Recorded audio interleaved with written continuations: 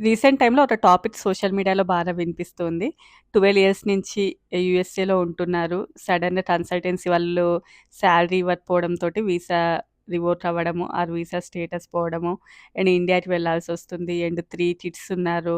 And next empty hands means అంటే ఏం savings లేకుండా ఉండడమా? మేబీ. ఓకే. అలా వెళ్ళాల్సొచ్చింది అని జెప్పేసి ఒక పోస్ట్ అయితే చదివాను. మేబీ ఎన్ఆర్ఐస్‌కి సంబంధించిన ఏదో పోస్ట్. నాకు ఇన్‌స్టాగ్రామ్ అవి ఎక్కువగా లేవు.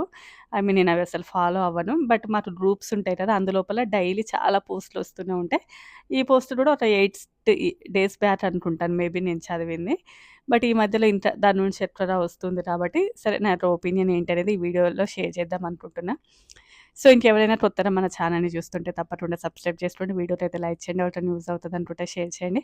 లైక్ చేయడం అయితే అస్సలు మర్చిపోవద్దు. ఎందుకంటే కొంచెం వీడియోస్‌కి పుషప్ ఉంటది. సో, న్యూగా చూసేవాళ్ళు తప్పకుండా సబ్స్క్రైబ్ అయితే చేసుకోండి. సరే ఇంక మనం టాపిక్‌లోకి వచ్చినట్లయితే హెచ్-1బీ వీసా మీద ఉన్నారు. 12 ఇయర్స్ నుంచి యూఎస్ఏలో ఉన్నారు. అండ్ లాస్ట్ 6 మంత్స్ నుంచి ఆ కన్సల్టెన్సీ వాళ్ళు పేరోల్ అయితే జనరేట్ చేయట్లేదు. సో, ఆఫ్‌కోర్స్ పేరోల్ జనరేట్ అవ్వట్లేదు అనంటే హెచ్-1బీ వీసా యొక్క స్టేటస్ 6 మంత్స్ అంటే పోతది. ఎందుకంటే యూఎస్‌సిఎస్ వాళ్ళకి వాళ్ళు పేరోల్ జనరేట్ అవ్వట్లేదు కాబట్టి వీసా స్టేటస్ పోతది. సో, వాళ్ళ కన్సల్టెన్సీ వాళ్ళు మనీ ఇవ్వట్లేదా? వాళ్ళు ఏంటి అనేది అదంతా కూడా వాళ్ళకి అవసరం ఉండదు. అది బేసిక్ రూలు. సో, దాన్ని బేస్ చేసుకొని వీసా స్టేటస్ పోయి ఉంటది. అండ్ సరే వేరే స్టేటస్‌కి ఏమన్నా చేంజ్ అవుదాం అనుకుంటే వాళ్ళ మీద ఉన్నటువంటి డిపెండెన్సీ ఎవరైతే ఉన్నారో వాళ్ళు హెచ్-4 మీద ఉన్నారంట. అంటే ఫర్ ఎగ్జాంపుల్ ఇప్పుడు మేము హెచ్ వీసా మీద ఉంటే మా హస్బెండ్ హెచ్-4 అలా అవుతారు. వాళ్ళు హెచ్ వీసా అయితే వైస్ వర్సా ఉంటది కదా! సో, మేబీ తను హెచ్ వీసా మీద ఉండొచ్చు. వాళ్ళ హస్బెండ్ హెచ్-4 మీద ఉన్నారు. సో, తనకి ఇంకా స్టేటస్ కూడా చేంజ్ అవ్వడానికి ఏమీ లేదు. అంటే తను హెచ్-4కి ఇలా మూవ్ అవ్వడానికి కూడా ఏమీ లేదు. సో, అందువల్లనే ఇట్లా యూఎస్ఏ కంట్రీని వదిలేసి ఎళ్ళాల్సొచ్చింది. విత్ ఎంప్టీ హ్యాండ్స్ అని చెప్పి. అంటే ఎలాంటి సేవింగ్స్ 12 ఇయర్స్ నుంచి యూఎస్ఏలో ఉండి ఎలాంటి సేవింగ్స్ లేకపోవడం అనంటే మేబీ అంత కొన్ని కన్వీనియంట్‌గా అనిపించదు. But okay. ఈ మధ్య కాలంలో చాలా వరకు కూడా కన్సల్టెన్సీస్‌ని నమ్మే పరిస్థితి అయితే లేదు. అలా అని చెప్పి అందరూ అలానే ఉంటారు అనలేము. నిజంగా అలానే ఉంటే ఇప్పుడు ఎంతమంది సర్వే అవుతున్నారు. జాబ్స్ లేకున్నా పేరోల్ మెయింటైన్ చేస్తూ ఎంతోమంది స్టూడెంట్స్ ఎన్నో రకాల వీసాస్ వాళ్ళు అది ఓపెన్ సీక్రెటే అంతే ఇంక. సో, అలా చాలామంది కూడా సర్వే అవుతున్న వాళ్ళైతే ఉన్నారు. బట్ అందరూ అలా అయితే ఉండరు. బట్ ఇప్పుడు కన్సల్టెన్సీస్ అనేవి చాలా వరకు డిఫరెంట్ టైప్స్ ఉంటాయి. మరి ఇది ఈ సినారియో ఏంటి అనేది మనకు తెలీదు. అండ్ ఒకప్పుడు కన్సల్టెన్సీస్ అంటే బయట కూడా క్లయింట్స్ బాగా ఉండేవాళ్ళు. చాలా వరకు కూడా ఎక్కువగా రన్ అవుతూ ఉండేది. సో, చాలా వరకు కన్సల్టెన్సీస్ కూడా బానే రన్ అవుతూ ఉండేవి. బట్ ఇప్పుడు నిజంగా పర్మనెంట్ ఎంప్లాయీస్‌ని ఈవెన్ హెచ్-1బీ వీసా మీద పర్మనెంట్‌గా ఉన్నటువంటి ఎంప్లాయీస్‌ని కంపెనీస్ చాలా వరకు తీసేస్తున్నాయి. బట్ బయట ఇంకా కన్సల్టెన్సీస్ అంటే maybe we don't know. And next one ఏంటంటే ఇన్ని సంవత్సరాలు ఇంత అంటే ఆఫ్‌కోర్స్ 12 ఇయర్స్ అయింది కాబట్టి బయట వీసా రూల్స్ ఏంటి? మనం ఎన్ని నెలల పాటు పేరోల్ జనరేట్ అవ్వకపోతే అసలు మన స్టేటస్ పోతది. ఇవి అంటే మినిమమ్ తెలిసుంటాయి కదా! మరి ముందే ఒక యాక్షనో ఏదోకటి తీసుకుంటే బావుండేదేమో అని చెప్పి నాకు. ఎందుకంటే ఆల్రెడీ తెలుసు కదా! ఇన్ని రోజులు పేరోల్ జనరేట్ అవ్వకపోతే అసలు స్టేటస్ ఎలా మెయింటైన్ అవుతది అని జెప్పేసి. సో, అది చాలా వరకు కూడా మనం ముందే అట్‌లీస్ట్ ఒక 1 మంత్, 2 మంత్స్ మాక్సిమం. ఆ తర్వాత నుంచి తప్పకుండా మనము ప్రాసెస్ అనేది చేపించుకోవాలి. ఎందుకంటే, ఆ సర్టెన్ టైమ్ పీరియడ్ తర్వాత మన యొక్క స్టేటస్ అనేది రివోక్ అయిపోతది కాబట్టి. బట్ ముందే ఎందుకు అన్ని డేస్ వరకు లాస్ట్ మొమెంట్ వరకు వెయిట్ చేశారు అనేది తెలీదు. మేబీ కంప్లెయింట్ చేశారు అనేది కూడా వింటున్నాము. బట్ ఈ మధ్యలో అందరూ ట్విట్టర్‌లో చాలా యాక్టివ్‌గా ఉంటున్నారు కదా! మేబీ వాళ్ళకి ట్యాగ్ చేస్తే ఏమన్నా హెల్ప్ అయ్యేదేమో. డీఓజే ఉంటది. డీహెచ్ఎస్ వాళ్ళకి మేబీ ఏమన్నా ట్యాగ్ చేస్తే ఏమైనా హెల్ప్ అయ్యేదేమో. బట్ అక్కడ ఎక్కడ కూడా కన్సల్టెన్సీ నేమ్ కానియండి, హ్మ్, ఎవరు అనేదైతే ఏమి కూడా లేదు. మేబీ ఇన్‌కేస్ అది ఉంటే ఇంకెవరికైనా హెల్ప్ అయ్యేదేమో. అంటే ఆ నియర్ బై ఉన్నవాళ్ళు కానియండి, అలాంటి వాళ్ళకి మేబీ హెల్ప్ అయ్యేదేమో. బట్ అక్కడ జస్ట్ పోస్ట్ మాత్రమే ఉంది. అసలు ఏ కన్సల్టెన్సీస్ ఏంటి అనేదైతే ఇంత ప్రాపర్‌గా అయితే లేదు. అండ్ నెక్స్ట్ వన్ ఏంటంటే 12 ఇయర్స్ నుంచి సేమ్ కన్సల్టెన్సీయా? లేకపోతే ఏమైనా డిఫరెంటా అనేది కూడా తెలీదు. బయట ఇప్పుడు జాబ్ మార్కెట్ పరంగా బాలేదని జెప్పేసి ఏం స్విచ్ అవ్వకుండా ఉన్నారా? అంటే బయట చాలా వరకు కాంపిటీషన్ ఉంది కదా! అని జెప్పేసా? లేదు అంటే బయట కంపెనీస్‌తో పోలిస్తే కన్సల్టెన్సీస్ కొంచెం హై పే ఇస్తాయి కాబట్టి మేబీ అందులోనే వర్క్ అవుతారా? ఇలా చాలామందుంటారు. అంటే కన్సల్టెన్సీస్‌లో కూడా కొంచెం హై పే వస్తది. కంపేర్టివ్‌లీ మనం నార్మల్‌గా వర్క్ చేసే వాళ్ళతో కంపేర్ చేస్తే. మేబీ ఆ రీజనా? అంటే బయట స్విచ్ అవ్వచ్చు కదా! ఇన్ని సంవత్సరాల ఎక్స్‌పీరియన్స్ ఉంది అనంటే మనం బయట వేరే పర్మనెంట్ జాబ్ ఈజీగా తెచ్చుకోవచ్చు. బట్ ఇంత ఐ డోంట్ నో అంత క్లారిటీగా అయితే ఇంత తెలీదు. జస్ట్ పోస్ట్ అయితే అదే. బట్ ఎంటనే ఇండియాకెళ్ళిపోవడము అనంటే అది అంత ఈజీ అయితే కాదు. ఆఫ్‌కోర్స్ ఏమైనా చంద్రమండలానికెళ్ళిపోతున్నారా అని అంటారు కొంతమంది. ఏమన్నా తెలియని దేశానికా చంద్రమండలానికెళ్ళిపోతున్నారా? ఏముంది ఇండియాకే కదా అనంటే, ఒక ప్రాపర్ ప్లానింగ్ లేకుంటే చాలా వరకు కూడా టఫ్ సిట్యుయేషన్స్ అయితే ఎదుర్కోవాల్సిందుంటది. సో, అది కూడా ఒకటి. అండ్ నెక్స్ట్ వన్ మేబీ అంటే ఎంప్టీ హ్యాండ్స్ అయ్యి అయితే ఉండదు అనుకుంటున్నాను నేను. ఎందుకు అంటే 12 ఇయర్స్ యూఎస్ఏలో అంటే ఆఫ్‌కోర్స్ ఒక పే చెక్ రాకపోయినా ఒక పే చెక్ అయినా కూడా సేవ్ అవుతూ ఉండొచ్చు. మేబీ ఇంకా ఎక్కువ ఖర్చులేమైనా ఉన్నాయేమో! లేకపోతే ఇంకా ఎక్కడైనా వి డోంట్ నో లెండి దాని గురించి గాని. హ్మ్. బట్ లాస్ట్ 6 మంత్స్ నుంచి సాలరీ లేదు అనంటే మేబీ ఆ 6 మంత్స్ కొంచెము ఎంతైనా యూఎస్ఏలో ఉండడం అనేది అంత ఈజీ కాదు. కొంచెం ఎక్కువనే ఖర్చవుతది. బట్ 11 ½ ఇయర్స్ సాలరీ 6 మంత్స్‌లోనే ఖర్చు అయిపోతది అంటే కొంచెం ఇబ్బందిగానే అనిపిస్తది. సరే ఏది ఏమైనా కూడా అలా జరగడం అయితే చాలా వరకు కూడా ఇబ్బ కష్టంగానే ఉంటది. అంటే మనకి చెప్పడానికి ఈజీగా అనిపించినా కూడా అసలు ఒక పే చెక్ రాకుంటేనే చాలా టఫ్ అనిపిస్తది. అలాంటిది 6 మంత్స్ నుంచి సాలరీ లేకపోవడం అంటే అది చాలా పెద్ద ట్రబుల్ ఫేస్ చేయాలి. అండ్ ఈ మధ్య కాలంలో చాలా వరకు కూడా కన్సల్టెన్సీస్ పని చేపించుకొని సాలరీస్ ఇవ్వకపోవడము. అండ్ ఈవెన్ కొంతమంది గ్యాస్ స్టేషన్స్ కానియండి, లేకపోతే ఇండియన్ స్టోర్స్ కానియండి, వాళ్ళు వర్క్ చేపించుకొని ఆ తర్వాత మనీ ఇవ్వకపోవడము.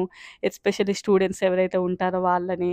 అండ్ ఏదైనా గట్టిగా క్వెషన్ చేస్తే యూఎస్‌సిఎస్‌కి కంప్లెయింట్ చేస్తాము అనడము. సో, ఇలాంటివైతే చాలా వరకు వింటున్నాము. బట్ ఏది ఏమైనా కూడా ఇన్ కేస్ ఎవరైనా అలా చేస్తే ఇప్పుడు మీకెంత పనిష్మెంట్ ఉంటదో వాళ్ళకి కూడా మీరు జాబ్ ఇచ్చిన వాళ్ళకి కూడా అంతే పనిష్మెంట్ ఉంటది అందులోపల.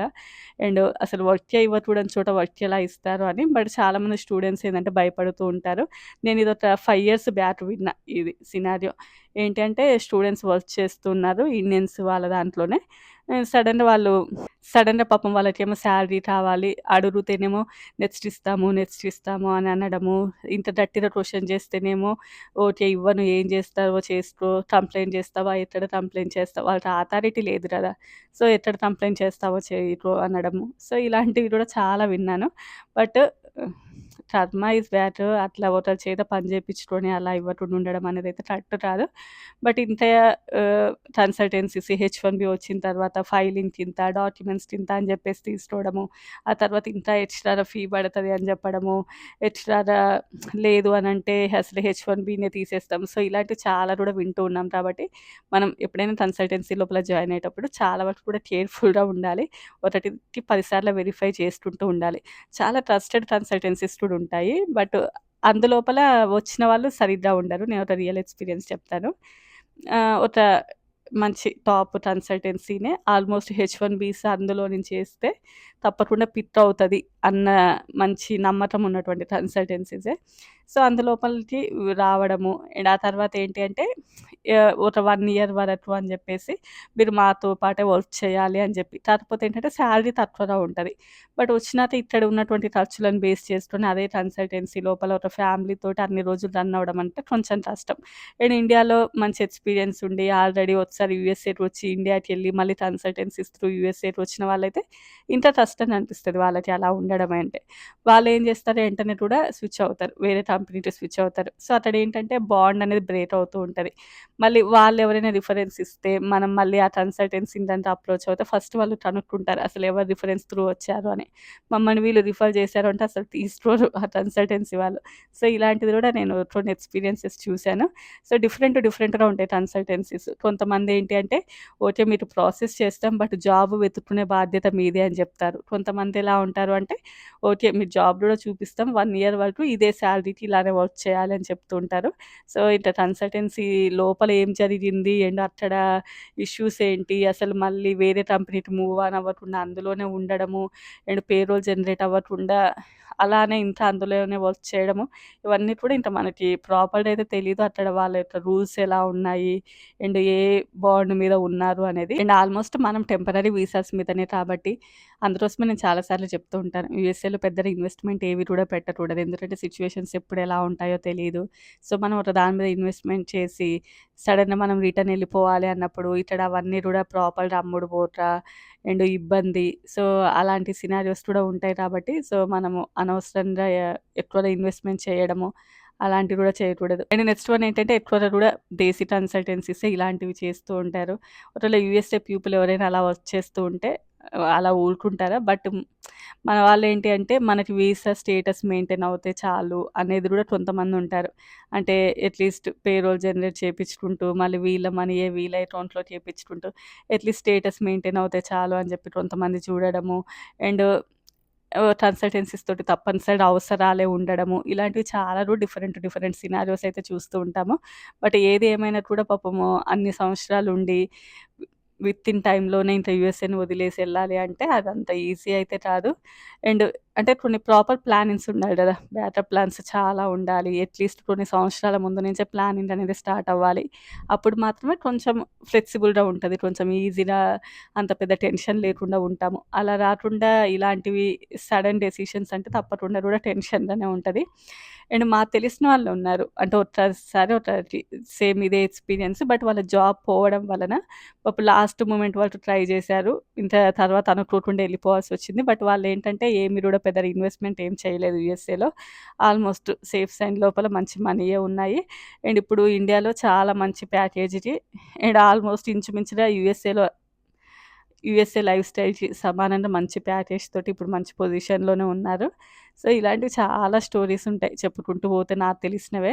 సరే ఇంక వీడియో లెంత్ ఎక్కువైతదేమో. సరే ఇంక రేపు మరో మంచి వీడియోతో కలుద్దాం. దీని మీద మీ యొక్క ఒపీనియన్ ఏమని అనుకుంటున్నారు? తప్పకుండా కామెంట్ అయితే చేయండి. కామెంట్స్ అన్నీ చూస్తాను. రేపు మరో మంచి వీడియోతో కలుద్దాం. Bye bye.